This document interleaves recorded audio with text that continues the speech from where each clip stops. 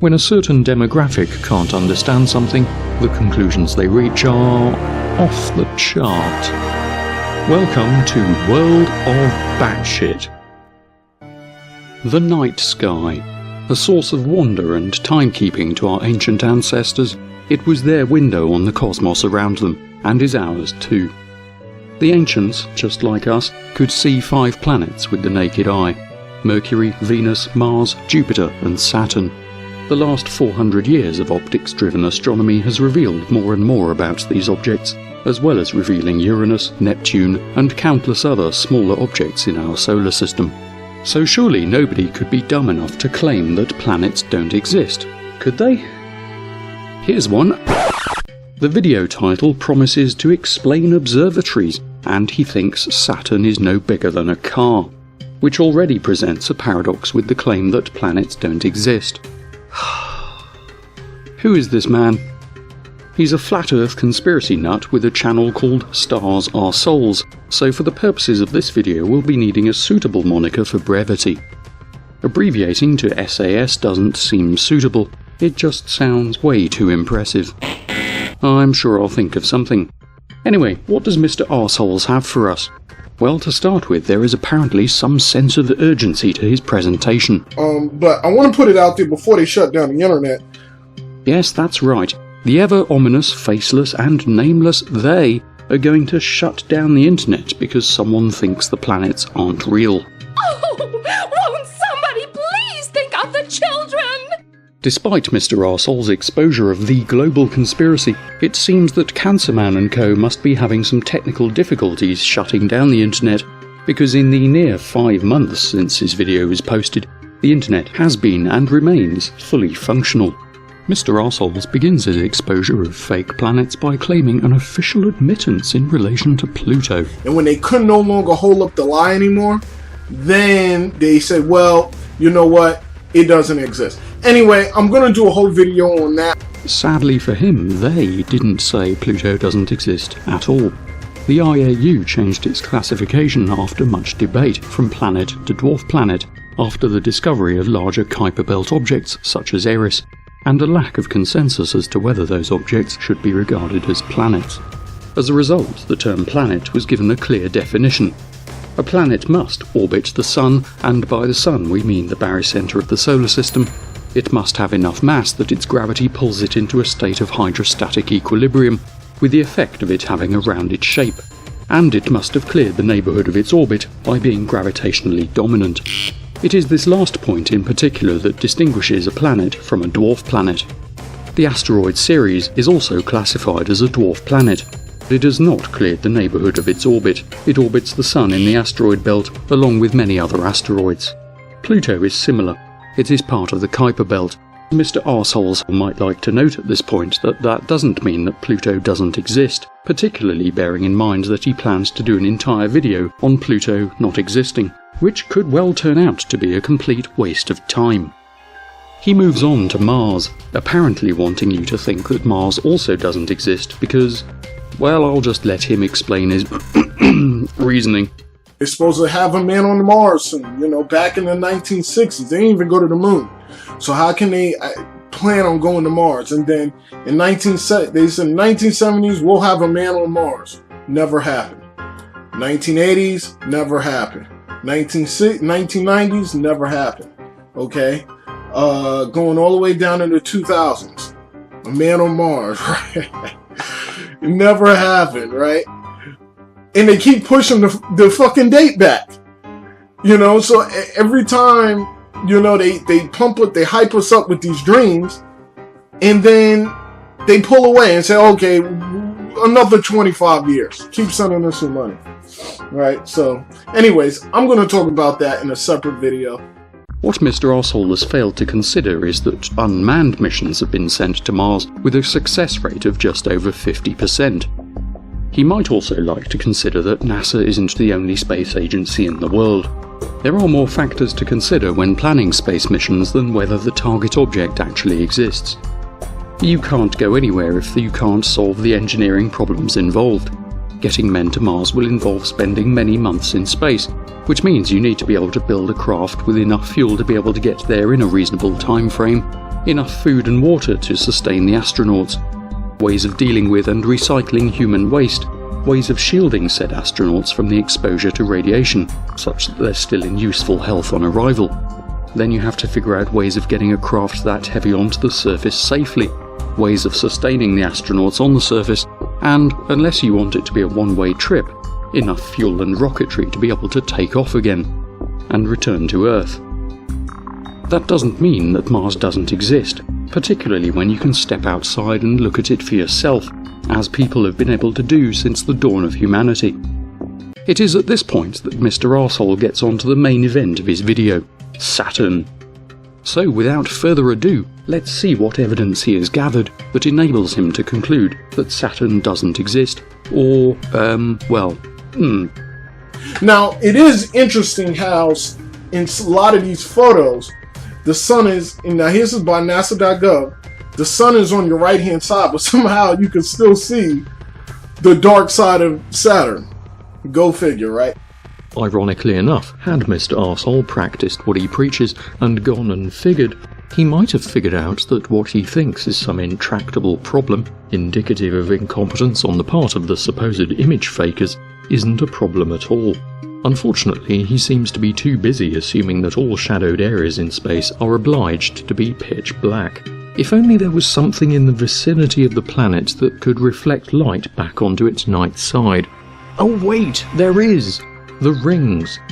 They're made of water ice, which is highly reflective, and we can tell that they reflect light by the mere fact that we can see them at all. Unsurprisingly, some of the light they reflect hits Saturn, illuminating its night side with ring shine. Reflection of light from Earth provides a similar effect and indirect illumination of the Moon's night side, and this is clearly visible with the naked eye. Now we're starting to run into problems, because not all of the pictures are consistent. Of course, they don't have to be. Many of the images Mr. Arsehole has looked at were taken by Cassini, a probe that not only orbits Saturn, but undergoes changes in orbit as mission objectives dictate, and therefore returns images from various points in its orbits, capturing views of the planet and its moons from different angles. It'd be a rubbish mission if it just returned the same photo over and over again. It'd certainly give the science budget whiners something to moan about. Not that it could, because Saturn is in orbit around the Sun, and so its illumination will change as it goes through its seasons anyway. But hey, at least Mr. Arsehole would get the consistent photos he needs to conclude the existence of objects. Here again, you have the shadow on the top side of the rings, right? But there's no shadow. Here's the disadvantage of getting your understanding of reality from thumbnails on a Google image search. This image was compiled by amateur Cassini imager Gordan Ugarkovich using 12 images captured by Cassini on 10th of October 2013. When we look at the full-size image, we see that despite the presence of camera artifacts, the shadow of the rings is clearly visible, contrary to Mr. Arsehole's suspicion-laden claim. When we look at how Saturn was illuminated on 10th of October 2013, it's not hard to see why, when viewed from above, the shadows of the rings aren't as visible as he would like, mainly because Saturn is an oblate spheroid and they're being cast onto the other side of the sodding planet. Now, if you say this is a shadow, this thin line right there... I do, mainly because it's obviously a shadow, consistent with the objects being illuminated and the direction of the incident light. If you're going to claim that to be a shadow, you still run into a problem because the shadow would not be that thin. It would spread much further across the surface of Saturn. False. Saturn's rotational axis is tilted 26.73 degrees to its orbital plane.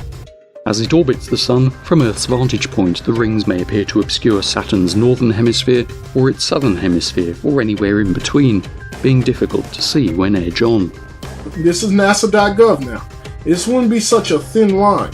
But you can see from the photo that the rings are nearly edge on to the observer, and that the illumination is also from roughly the same direction. Why wouldn't the rings or their shadow appear thin when they're clearly being viewed from a more edge-on perspective? Why is it even necessary to explain this? And what is this? Well, the clue is in the picture caption. It's a transit of Saturn by some of its moons. It's written right here in plain English.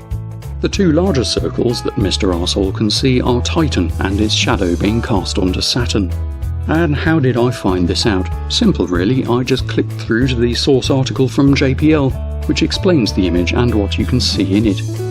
It seems then there is no need for the ominous they to shut down the internet when some of the people with access to it are too dim-witted to use its most basic functions, or to read and find the answers to their own questions. To try and understand something as complex as shadows and the third dimension more clearly, Mr. Arsehole has taken to producing a 3D model of Saturn. You see that? See that thin shadow right there? That's from the rings. Okay? That should happen. Okay? That should happen. Wait, wasn't he just saying that the thin shadows shouldn't happen? This wouldn't be such a thin line. Unfortunately for us, making up his mind doesn't appear to be in Mr. Arsehole's skill set, because it's time to go back to Google image searches. This is an amateur shot. Look at this shadow. Tilting upward, the shadow should tilt upward also on Saturn. It should. Okay. I honestly don't know which is funnier. The fact that this section was preceded by a clip where he changed the direction of the ambient light and affected the way the shadow of the rings was cast on his 3D model, or that he doesn't understand that real shadows work the same way too. I'll leave that decision to you, dear viewer. In the meantime, let's hear about the time that Mr. Arsehole went to an observatory to look at Saturn for himself, in the daytime. Now I went to the top of the telescope in Orlando Science Center and I looked through, and when I looked through, to be quite honest, Saturn did not look real to me. Okay, I'm not saying it wasn't there, I'm saying that it didn't look real. I personally don't believe planets exist the way they tell us that they exist. It would appear that Mr. Arsehole expected Saturn to look like the pictures he's seen on the internet, which were taken either at night or from outer space, and that he expected Saturn to look the same as these pictures when looking through Earth's atmosphere in the daytime. I believe Saturn is no bigger than the size of a car. It's really small. That's how you're able to get these shadows like this. Because if the Saturn was that much really large, it would be shadows casted across the whole surface of Saturn.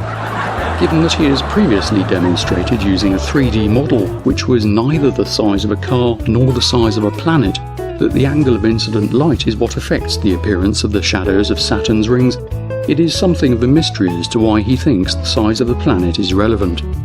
Since Mr. Arsehole goes on to repeat his claim that he thinks the planets are small, let's take a look at his claim that Saturn is about the size of a car.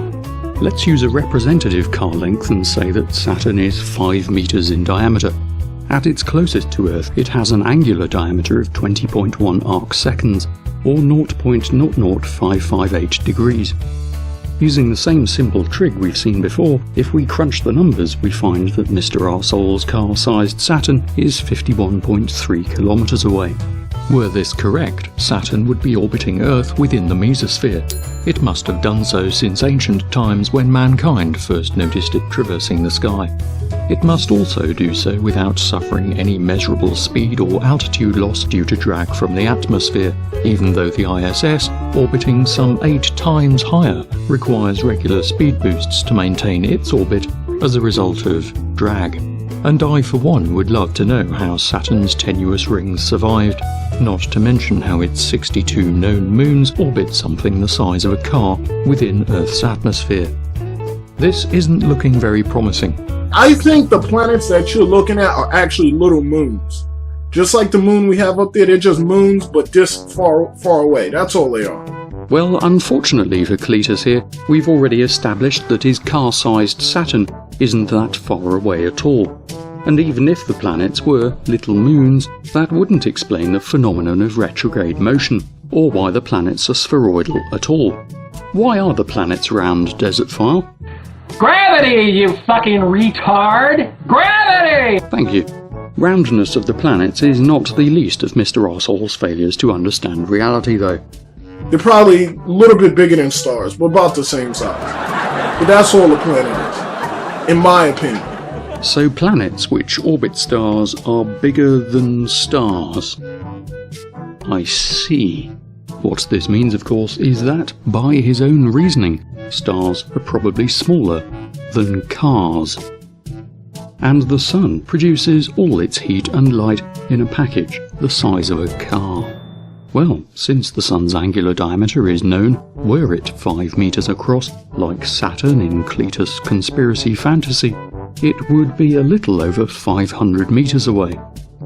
I put it to you that you can think of many, many reasons why Cletus is talking bollocks.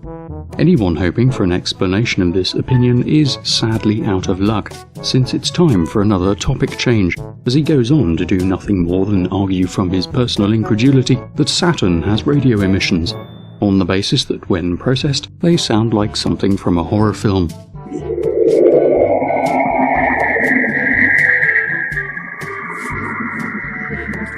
They really think we're fucking stupid. And it seems with good reason, particularly when Mr. Ossol is about to shoot himself in the foot yet again. And here is something called opposition, right, of planets. When the planets are on the same side as the Sun, or the Sun, they're relatively close to the Sun, you can't see it because the sunlight obscures the planets in the background. Okay? And so that's what's called opposition. If you just look this up, opposition planets, they'll explain it to you, okay? I read through this whole thing. I'm not going to read it again. Well, I think he should read it again, as I'm not convinced he did read the whole thing. In fact, I'm not convinced he read the first sentence. Luckily for us, any impending non sequitur from Cletus' failure to understand the concept is averted by its absence in favour of another rapid change of subject. So what am I saying? I'm saying that, oh, here's another one. Fake image from Observatory, Jet Propulsion Laboratory. Okay, NASA's great observatories, right? Bullshit. Okay, Google gives $1 million to Historical Lick Observatory. Okay, so Google's in on the bullshit. They're supporting the round Earth bullshit. Of course! Yes, it's straight into another allegation. Google are in on the round Earth conspiracy, even though Mr. Hall has no apparent objection to the other planets being round. But wait, it's time for another topic change. Space.com, this is complete bullshit. Okay? You cannot see a galaxy like this with the naked eye. I don't care where you say you are. You cannot see a galaxy like this with the naked eye. The problem here is that he's comparing apples and oranges, and complaining that his orange doesn't taste like an apple. With the naked eye and dark skies, you can clearly see the Milky Way and darker regions due to the vast clouds of interstellar dust. To see the galaxy more clearly, you need to gather more light than the eyes can manage by themselves. One way to do this, of course, is by using a camera, rather like what happened when the person took this photograph. Later in the video, he declares this image to be bullshit and asks, "This is bullshit. I mean, oh please, could you imagine seeing stars like this?" Since the picture clearly shows trailing of stars due to a long exposure time, it's unclear why Cletus thinks that should be a match for the eye. What is clear is that he really hasn't thought through any of his objections. And the fact that they're shooting lasers into the sky is total bullshit. No, it isn't. Lasers are used with telescopes that have adaptive optics to compensate for the distortions caused by turbulence in Earth's atmosphere. Look through any telescope at a celestial object, and unless the atmosphere is incredibly calm, you will see the effects of turbulence. For large telescopes, being able to counteract these effects improves the angular resolution of the telescope, resulting in much clearer images. The laser is used to generate a reference light source in the atmosphere so that its distorting effects can be measured and then countered. Cletus would have found this out had he bothered to look, but it's just easier to make something up, claim a conspiracy, and then ramble incoherently on the internet about it. Luckily, in lieu of such research, he does have an explanation of his own. The lasers are supposed to go up there to create a hole in the atmosphere so they can see the stars better. Yes, you did hear that correctly. The lasers are supposed to go up there to create a hole in the atmosphere so they can see the stars better. If you believe that, you're an idiot. Yes, if you believe Mr. Arsehole's laughable claim that telescopes use lasers to shoot holes in the atmosphere, then you are indeed an idiot. If they really have the technology, they don't have to Photoshop anything. It should be just take a snapshot. If you were hoping for some evidence of photoshopping, I'm sorry, but you're out of luck. Cletus has as much evidence of that as he does knowledge of any of the subjects he's chosen to speak about. Why Photoshop bullshit? And it's always the Milky Way galaxy. Oh, man. There is, of course, one very compelling reason why the Milky Way features so heavily in shots of the sky taken from Earth. It's the galaxy we fucking live in. No other galaxy is going to span the sky unless you move planet Earth to be within another fucking galaxy. I'm not sure that Cletus can top some of the stupidity we've just seen, at least in this video, and it's probably just as well that he reverts to trying to solve his Saturn shadow conundrum. Amusingly, to get the shadow to look exactly the way he thinks Saturn should always look, he has to change the angle of incident light relative to the plane of the rings. He does so apparently without stopping to think that maybe a change in the angle of incident light is precisely why pictures of Saturn don't always meet his expectations. Sadly, for sufferers of the Dunning-Kruger effect, the skills you need to produce a right answer are the ones you need to recognise what a right answer even is. It is perhaps for this reason that Mr. Arsehole's video really boils down to nothing more than the go-to techniques of conspiracy nuts everywhere. Arguments from incredulity and ignorance. If you've been wondering whether consumer electronics and computers should only be available to those with a license, check out the people who think the planets are part of the conspiracy. It's a world of batshit. The observatories are funded by these NASA and all these Google and all these people, these corporations. They are in on the lie. I personally don't think Pluto ever existed. Now, that's just my personal opinion. Look, they're shooting lasers again, green lasers. Why are they photoshopping this? Why are they lying? Oh, you're gonna tell me they're not lying.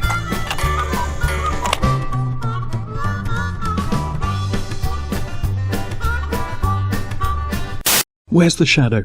Where's the shadow? Peekaboo!